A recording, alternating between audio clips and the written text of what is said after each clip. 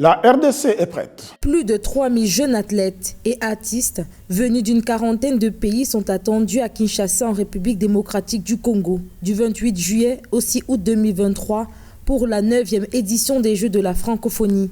En acceptant l'organisation de cette compétition, le président Félix Tshisekedi a vu l'opportunité, selon Isidore Kouandia-Gembo, directeur du Comité national des Jeux de la francophonie, de gagner en visibilité sur la scène internationale et d'offrir à la jeunesse congolaise des infrastructures de qualité pour un meilleur rendement. En acceptant les Jeux, c'était pour lui une opportunité d'investir dans les infrastructures sportives pour que ces infrastructures servent par la suite à la jeunesse congolaise.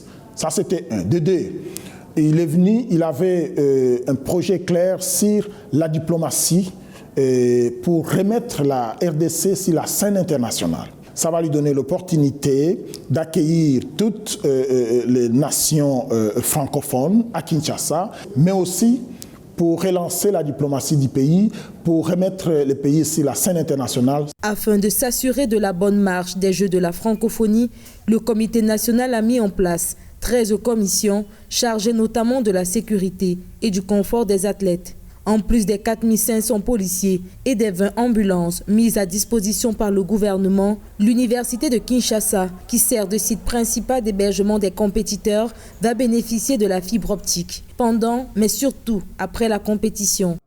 Ce sont des centaines de milliers de dollars que nous investissons pour installer une fibre optique à l'université de Kinshasa pour permettre à ce que les athlètes aient la possibilité d'aller sur Internet sans fil. Et ça va rester pour l'université.